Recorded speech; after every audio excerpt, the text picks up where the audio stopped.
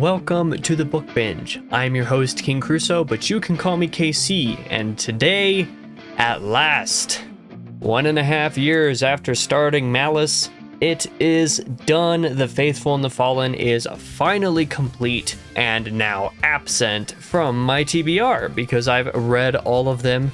Today's video aims to basically discuss the timeline and my impressions of the books as I went along, and then to rank them at the end. I knew this day would come when I would finally be doing this, but to be honest, I didn't think it would even be as soon as it is now, and it's not soon. Despite there being 14 months in between reading Malice and Valor, there was only a couple months between Valor and Ruin, and then like less than a month in between Ruin and Wrath. So once I finally continued on to Valor, and once I actually experienced that, I went on to finish the series pretty quickly as far as my reading pace and my reading priorities generally are concerned. But now I am finally at the end of the road with my first of John Gwynne's series. So, what did I actually think of it all? Let's begin. Q, June 2023. A read-along for Faithful and the Fallen is soon starting. I've been looking for an excuse to start the series, so I join along, of course, as any random person would be wont to do. The first 200 pages of Malice are really rough. The rest of the book has good potential, but more or less missed that potential on the vast majority of counts. Something simply does not quite click in place for me with the series, and to save myself time and energy throughout the rest of the year, I bow out of the read-along at this point. My review of Malice, which I published not too long after finishing the book, basically explains all of this in a little bit more depth. I told myself afterwards that I would continue the series, that I'd circle around, and for the rest of the read-along period, the 3 or so months after that, I never actually did, despite fully intending to try to catch up to some degree, even if it was just like getting to Valor, before the end of the read-along. But for several more months, time went on, and I avoid touching Valor. I was worried it still wouldn't be for me when I moved into the series, but eventually, Q March 2024, the urge to actually read Valor starts to hit like a train. In light of Infinite Jest over spring and summer, I simply cannot just pick up Valor at the time that I'm considering to do so because, well, I'm about to read a heavy hitter and already have plenty of other backup stuff planned in advance. If Valor is going to take as long as it took to read Malice, that would be an absolutely terrible idea. And yet, it remains itching for all that time nonetheless. At the time, I was also preoccupied with reading all of McCarthy, but once I finally finish both Infinite Jest and McCarthy in July and August of 2024, Q September of that very year, after recovering from those commitments, it's finally time. I pick up Valor in the first week of September, and first week was quite a literal choice of words. I finish it within a week, and my mind was changed completely. It was at this point that everything that I was mixed to negative about with Malice, I was now completely positive or optimistic about in Valor. Again, my review of Valor explains all of these points in a little bit more detail. With this extreme shift, I commit to Faithful and the Fallen, all in 2024 afterwards. Only 3 months remaining. Q now November 2024. Given Witchy Eye and Lord of Chaos readings in late September, following Valor, and all the way through October, I can't simply just jump into Ruin. But I won't lie, I want to. I really want to start Ruin immediately after finishing Valor. I know that is not going to work, that I won't have time for it, so I resist for now. But I do circle back around in November of 2024, read the book, and, well, don't actually like it as indisputably as Valor because of the end, largely. The couple of decisions involved there. I thought the actual end for Ruin was a somewhat weird decision on Gwynne's part. I also disliked the twist associated with the Holy War in this book. Those were the things that I remembered most acutely about it. But most other things were just as good or better. As in Valor, even if there were things that to some degree turned me off. At this point, I've run out of time for the rest of the month, decide to read something else instead, and push off Wrath for just a small amount of time. Cue, finally, December of 2024. In spite of wanting to read both Ruin and Wrath in November, I decide December is the right time. Wrath becomes top priority at the very beginning of the month, and I commit to that. The first week reading Wrath goes phenomenally. Then it slows down a little bit for the next week because of other obligations, being out of town, generally just being a little bit too busy and exhausted to read the climax as quickly as I otherwise would have liked to. Still had some similar issues with Wrath in accordance with what I disliked about Ruin, or at least about the end of Ruin, but overall, I really enjoy that Wrath reads super quickly, that I really enjoy it, and that I was immersed in it completely, whereas Ruin, I struggled a little bit more with that, to be completely honest with you. Come Dragonsteel Nexus weekend, I lost a heck of a lot of time with Wrath. But the book, nevertheless, once I did finally finish it, was great, and I think I enjoy it more than Ruin. Even so, I have several minor criticisms at this point, and my Goodreads review actually explains all of these, where previous books in the series I've advertised my video reviews a little bit more. The Goodreads review for Wrath, I think, is actually a little bit better than the video review was, although that video just came out last week, so it might be easy to go check that out if you want to. In the end, I have a great time with Wrath, however, and thus a great time with the series as a whole. Recommending The Faithful and the Fallen as a series is a little bit difficult to some degree, but I think I've come up on a good idea for what will generally work for most people. I think if you are curious about The Faithful and the Fallen, you should read Malice.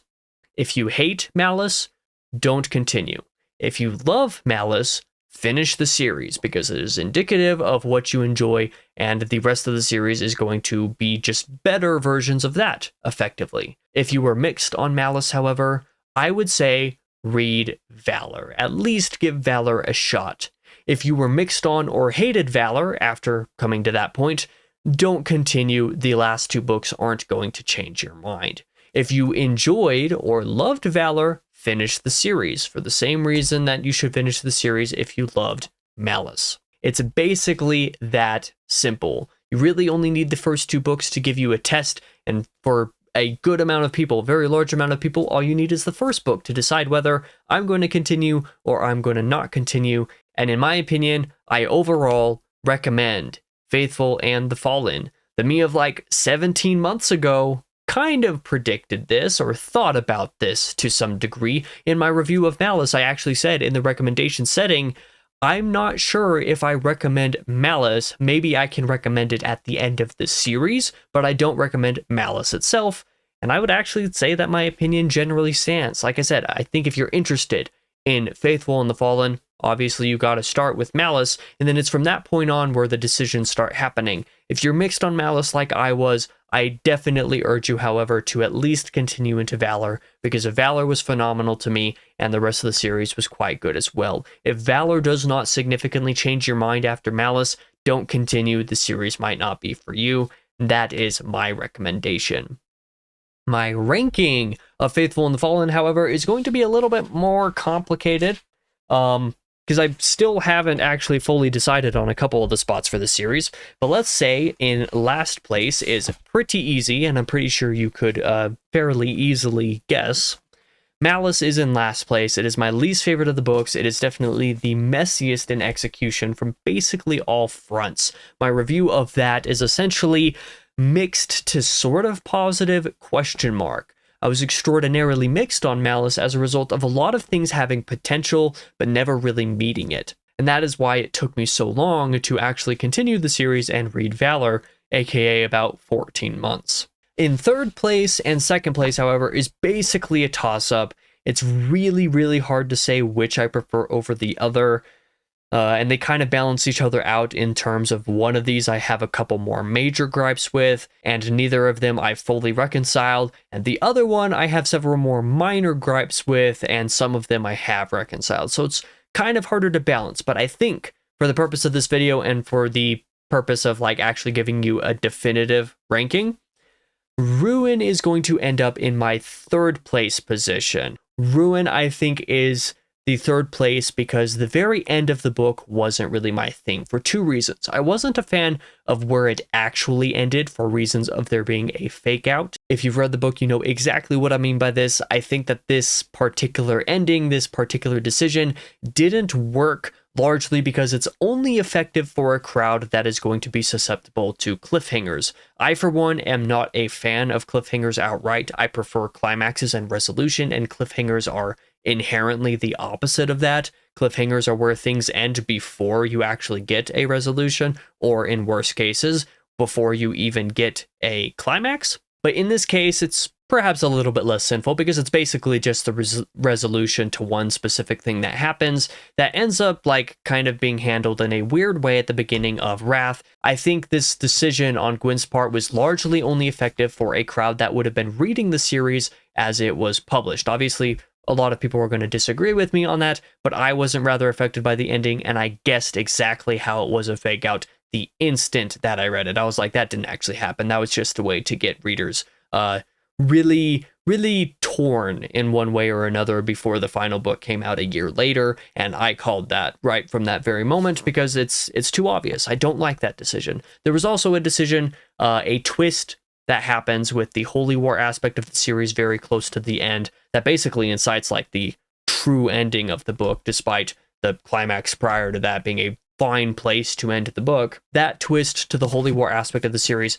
really soured me on that aspect of the series in general, and although it is continued to be used in the end of the series in ways that I generally like, that kind of improved my opinion of the twist itself, the actual twist happening in the book still isn't my thing, and I'm still pretty salty about it to a degree. I think it would have been more interesting if that did not happen, whereas I think Gwynne did it in order for it to be more interesting, which I guess to that degree was kind of a fail for me. In second place is going to be Wrath, however, and like I said, whereas Ruin has a couple bigger problems that I'm a little bit more keen on focusing on and that I haven't fully resolved, that I haven't fully like come around on, Wrath is more of a thing where like there's a lot more like smaller issues that like kind of irk me just a little bit. But because the book read so much quicker than Ruin for me, and because I was having such a phenomenal time for basically the entire book and only really struggled with the climax with the last third of the book because of how busy and exhausted I was, specifically while I was reading that section of the book, I was like, you know, I think I might like this better than Ruin. And that is specifically why these two placements are the way they are, even though I think there's going to be a good bit of pushback because of it. I think Ruin is probably in most regards the better book compared to Wrath. That might be a little bit more debatable. I could be open to a debate on that, but Wrath is definitely my preference between the two of them. But really, as far as things are considered, these two are like interchangeable for the second and third place spots. The easy number one for me, however, is the book we haven't talked about yet, and that is Valor. After taking 14 months away from the series, coming back to Valor, speed reading it, basically getting through it in a week, despite how slow I generally tend to read, was an amazing feeling. It was an amazing accomplishment. I loved it from the very first page, despite having to reference the character glossary and the map quite frequently because of having taken 14 months away from the series. In spite of that, I adored Valor. I don't think there was anything major about the book that I disliked. My general opinion about the book is that everything that Malice did poorly, Valor did well. Everything that Malice did like sort of okay, but not like entirely to my tastes, Valor did really well. And everything that Malice did do good, Valor did even better. So because of that, I kind of have to just say like, yeah, this was my favorite. I think this is the best book in the series, and it is my favorite book in the series. It's definitely the cleanest of them. And yeah, that is my ranking. We'll show it off one more time. Valor is my favorite, Malice is my least favorite, and Ruin and Wrath are basically interchangeable in there. That is how I feel. I'm excited to read more Gwynne in the future. There is the chance that I will read the Sword of sequel series, Too Faithful and the Fallen, Of Blood and Bone, No guarantees that that's going to happen this year, but I think it might end up happening this year, and I'm excited to do that. If so, I'm excited to read more Gwynne in general. I'm glad my opinion came around and actually became more positive on him after I was so mixed on Malice. We'll see what I end up having time for, but I would be interested to hear your rankings of the series in the comments below. I look forward to hearing your feedback on my ranking as well. I think that my ranking is going to be a little bit unpopular, specifically because of my placement of Ruin. But thank you for watching this video if you did. I genuinely really appreciate it. For now, I've been your host, King Crusoe, but you can call me KC, and I hope to see you in the next video.